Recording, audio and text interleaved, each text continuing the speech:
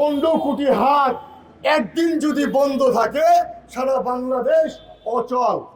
আমরা আশা করব যে বাংলাদেশে একটি নির্বাচিত সরকার এখন বর্তমান রাষ্ট্র পরিচালনা করতেছেন। তারা প্রায় 1.5 মাস ক্ষমতায় আসছেন। আগামী সংসদে অবশ্যই শ্রমিকদের মূল্যায়ন করবেন এবং এই শ্রম কমিশনের যে প্রস্তাবনা এই আইন তারা পাশ করবেন। আপনারা সকলে জানেন যে বাংলাদেশে গত যে ফ্যাসিস্ট সরকারের সময় শ্রমিকের উপরে শোষণ, নিপীড়ন, নির্যাতন, অত্যাচার, তার প্রতিবাদে যখন রাজপথে আন্দোলন লড়াই সংগ্রাম হয় তখন ওই 24-এর গণঅভ্যুত্থানে সবচেয়ে বেশি রক্ত দিয়েছেন শ্রমিকরা। আমরা পরিষ্কার রাষ্ট্রকে বলে দিতে চাই, বাংলাদেশে সবচেয়ে বেশি যারা পরিশ্রম করে তারা শ্রমিক। সকল সেক্টর মিলাইলে বাংলাদেশে প্রায় 7.5 কোটি শ্রমিক। এই 7.5 কোটি শ্রমিক রিক্সা শ্রমিক, হকার শ্রমিক, গার্মেন্ট শ্রমিক, বিভিন্ন কল কারখানার শ্রমিক। এই 15 কোটি হাত একদিন যদি বন্ধ থাকে সারা বাংলাদেশ অচল।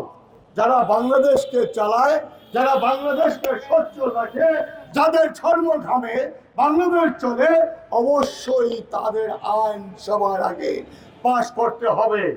বিগত স্বৈরাচারী সরকার শেখ হাসিনার আমলেও অনেকগুলি কলকারখানা, ইন্ডাস্ট্রি বন্ধ।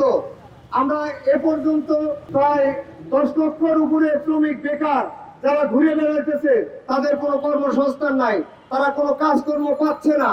আমরা বলবো সংসদের কাছে এই যে সমস্ত কলকারখানা বন্ধ সেগুলি কলকারখানা খুলে দেওয়া এবং শ্রমিকরা যেন কাজ পায় এবং সেই সুযোগটা তৈরি করা।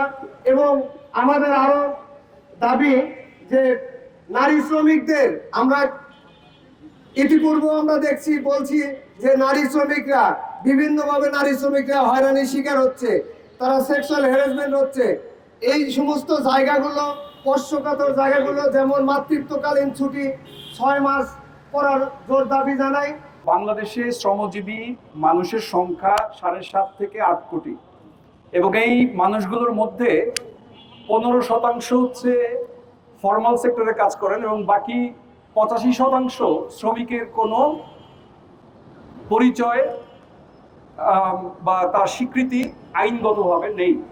BGMEA, BKMEA, Bangladesh employers federation, শ্রম সংস্কার কমিশনের সদস্য, আইনজীবীগণ, শিক্ষক, গবেষক, অধিকার কর্মী, ট্রেড ইউনিয়ন নেতা সবাই মিলে সর্বসম্মতিক্রমে যে সুপারিশটি জমা দেওয়া হয়েছিল, সবাই যে ঐক্যমতে পৌঁছেছিলেন, সেই ঐক্যমতের প্রতিফলন যাতে অধ্যাদেশটিতে থাকে সেটা একভাবে হলো।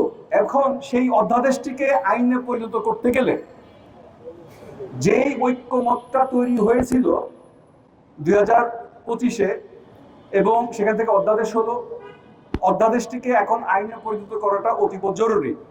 এবং এই আইনটা না হলে এতজনের যে পরিশ্রম, এতজনের যে আকাঙ্ক্ষা এবং শ্রম সংস্কার কমিশনের প্রতিবেদন এবং সেখানে সুপারিশসমূহ প্রকাশিত হওয়ার পরে শুধুমাত্র শ্রমজীবী মানুষ নন, সমাজের অন্যান্য সদস্য, সমাজের অন্যান্য ব্যক্তিবর্গ, সমাজের শিল্প মালিকগণও একটি স্থিতিশীল শ্রমখাত সকল ক্ষেত্রে, কৃষি থেকে শুরু করে সব জায়গাতে যে আশার সঞ্চার হয়েছে সেই আশার বাস্তবায়ন যাতে এই সংসদে অধ্যাদেশটি আইনে পরিণত হওয়ার মাধ্যমে বাস্তবায়িত হয় সেই আহ্বান সরকারের কাছে থাকবে। পাটকল, চিনিকল চালু হয় তাহলে এই শ্রমিকরা যে উৎপাদন করতে পারেন সেই উৎপাদনে বাংলাদেশের কৃষক বাঁচবে।